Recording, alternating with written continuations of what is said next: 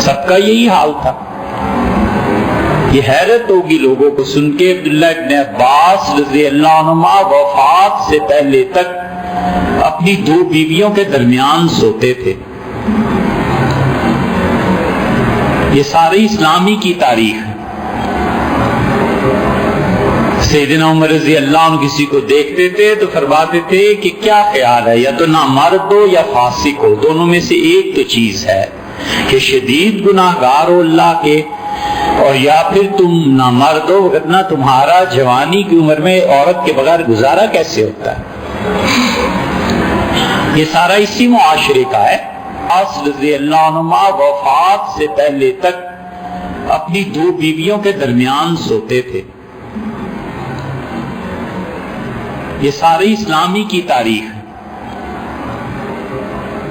سیدنا عمر رضی اللہ عنہ کسی کو دیکھتے تھے تو فرماتے تھے کہ کیا خیال ہے، یا تو نامرد ہو یا فاسق ہو، دونوں میں سے ایک تو چیز ہے کہ شدید گناہگار ہو اللہ کے، اور یا پھر تم نامرد ہو، ورنہ تمہارا جوانی کی عمر میں عورت کے بغیر گزارا کیسے ہوتا ہے. یہ سارا اسی معاشرے کا ہے. ہم ہندوؤں کے ساتھ جو مدتوں رہے ہیں اور انگریزوں کی 200 برس کی غلامی جو دیکھی ہے نا، اس نے ذہن میں یہ بٹھا دیا ہے کہ ایک شادی سے زیادہ نہیں. عربوں میں اب بھی 2-2, 3-3, 4-4 اور طلاقیں، اور طلاق کے بعد نکاح، یہ سب چیزیں رائج. اسلام میں بھی یہی.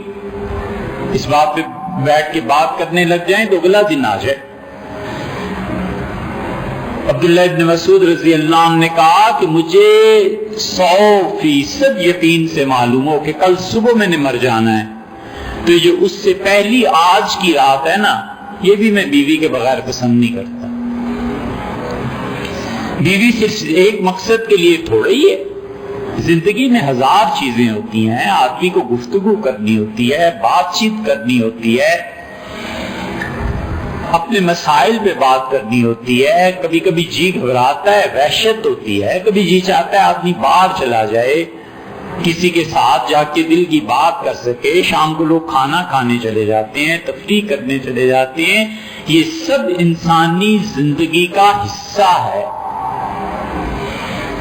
کبھی کبھی آدمی بہنوں سے بات نہیں کر سکتا، والدہ سے کچھ نہیں کہہ سکتا، بیوی کو کہتا ہے کہ آپ یہ بات کر لیں، آپ ایسے کر لیں. خاص طور پہ جو مشائخ اور بڑے درجے کے علماء ہوتے ہیں، عورتیں بہت سے مسائل براہ راست نہیں پوچھ سکتی، تو وہ ان کی بیویوں کے ذریعے پوچھواتی ہیں کہ پوچھتے ہیں حضرت سے، یہ کیا بات ہے، یہ کیا بات.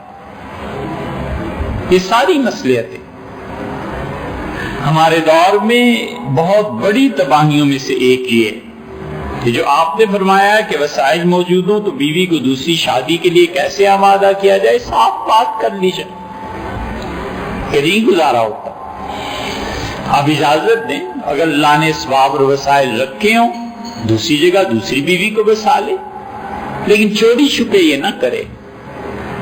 بالکل صاف لوگوں کو بتا دے کہ میں دوسری شادی کر رہا ہوں. وجہ اس کی یہ ہے کہ یہ پہلی نسل کبھی شروع کرے گی نا، تو اسے تباہی کا سامنا کرنا پڑے گا. اس کی زندگی تو ہو جائے گی جہنم. لیکن ایک مرتبہ شروع کر دے، صاحب بتا دے کہ میں دوسری شادی کرنا چاہتا ہوں، کر رہا ہوں. جو چیزیں آپ کے حقوق ہیں بالکل اس میں کمی نہیں، لیکن یہ کہ میں ایک کے ساتھ نہیں ہو سکتا. آپ کبھی سوچتے نہیں اللہ تعالی نے حضور صلی اللہ علیہ وسلم پہ دنیا کی کس چیز میں سب سے زیادہ وسعت دی ہے؟ کھانے میں نہیں دی، فاقہ آ جاتا تھا. پینے کا پانی کئی میل سے لایا جاتا تھا. خوراک میں اتنی وسعت نہیں تھی. گھر کتنے تھے رسول اللہ صلی اللہ علیہ وسلم کے؟ ایک کمرہ ایک بیوی کے لیے، ذرا سی آگے جگہ، اور وہ بھی اتنا چھت کہ آدمی یہاں کھڑے ہو کے ہاتھ لگا سکے. سب سے زیادہ اللہ نے رسول اللہ صلی اللہ علیہ وسلم کو نکاح میں وسعت دی ہے، یہاں تک کہ اللہ نے کہا یہ ساری عورتیں آپ کے لیے خالصۃ لک من دون المؤمنین، صرف آپ کا حصہ ہے.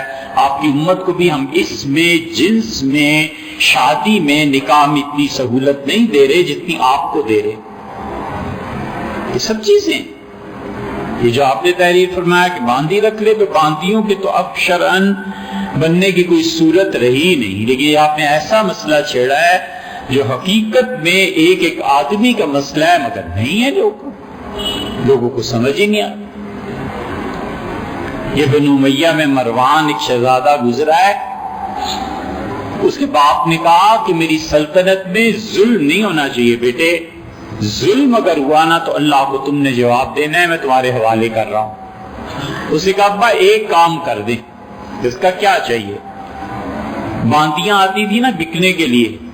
اسے کہا ابا سال میں 360 عورتیں چاہیے باندیاں.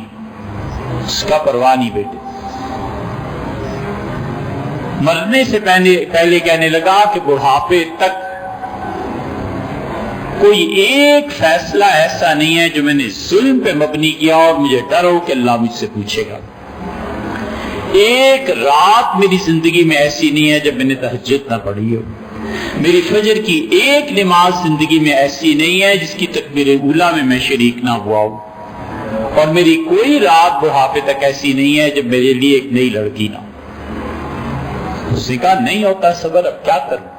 میرے والد نے مجھے یہ چیزیں دی، میں نے اپنے پروردگار کی عبادت بھی کی، اور میرے باپ نے جو میری ذمہ داری لگائی تھی عدالت میں انصاف کی ہوئی میں نے پوری. خالد ابن ولید رضی اللہ عنہ ہیں، انہوں نے ایک نکاح کر لیا تھا اور عمر رضی اللہ عنہ بہت پیٹے اس نکاح پہ، بہت شور مچایا. حضرت بکر رضی اللہ عنہ کے پاس چلے گئے، ان کا وقت یہ نکاح ہی نہیں ہوا، بلائیں خالد کو، سزا دیں اسے.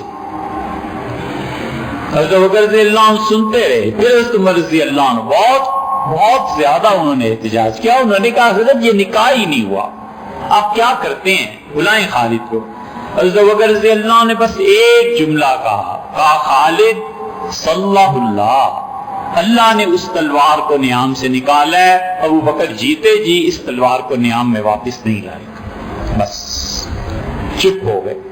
پھر سیدنا عمر رضی اللہ عنہ کا اپنا دور آیا، کسی نے یاد دلایا تو فرمایا ابو بکر مجھ سے بڑے مفتی تھے، وہ زیادہ اچھی طرح سمجھتے تھے، اس معاملے کو نہ چھیڑا جائے.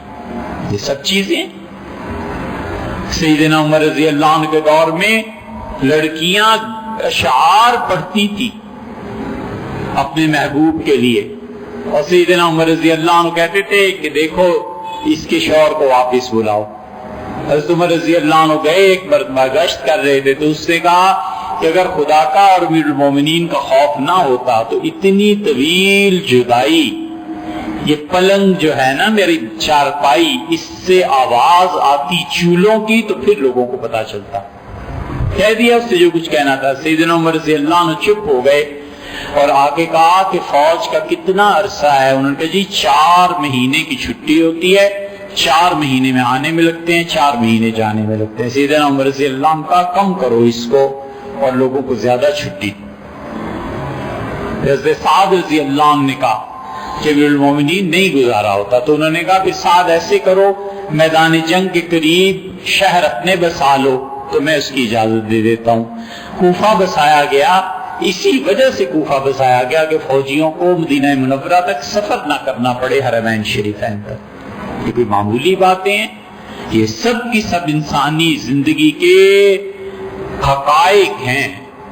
فقہا نے لکھا ہے کہ سفر میں اگر اتنا پانی رہ جائے کہ وہ آدمی یا تو غسل کر لے یا وضو کر لے، اور یا پھر وہ پی لے، نہ صرف اتنا پانی رہ جائے کہ غسل کر لے، اسے پتا ہو کہ میرے پاس اس کے علاوہ کوئی پانی نہیں ہے، تو صبح کیسے ہوگی؟ عبداللہ ابن مسعود رضی اللہ عنہ نے کہا میں سمجھتا ہوں اپنی بیوی کے پاس جائے اور غسل کر لے، یہ زیادہ اچھا ہے بجائے اس کے کہ وہ اس پانی کو غسل کی وجہ سے بچا کر رکھے. نہیں، الٹا کر گیا، ہو گیا. ابن مسعود رضی اللہ عنہ نے فرمایا کہ تم میں سے کوئی آدمی تیمم کر لے فجر کے لیے سفر میں، یہ زیادہ بہتر ہے، اور پانی کو پینے کے لیے رکھ لے. اس ڈر سے اپنی بیوی سے پیچھے نہ رہے کہ پانی صرف غسل کے لیے رہ گیا ہے تو کیا کروں گا؟ فرمایا اس سے ڈرے نہیں، اللہ نے تیمم کی اجازت دی۔ یہ ایسا مسئلہ تھا کہ سیدنا عمر رضی اللہ عنہ کو ہمیشہ تردد رہا اس مسئلے میں کہ غسل کے لیے تیمم سے کیسے پاک ہو جائے گا۔ تو بڑے بڑے اکابر صحابہ رضی اللہ عنہ نے آ کے امیر المومنین کو سمجھایا کہ امیر المومنین آدمی پاک ہو جاتا ہے، حتیٰ کہ انہوں نے کہا ابن مسعود آئے، انہوں نے بتایا۔ اس لیے بات آپ کی بالکل درست ہے، لیکن بلی کے گلے میں گھنٹی کون باندھے؟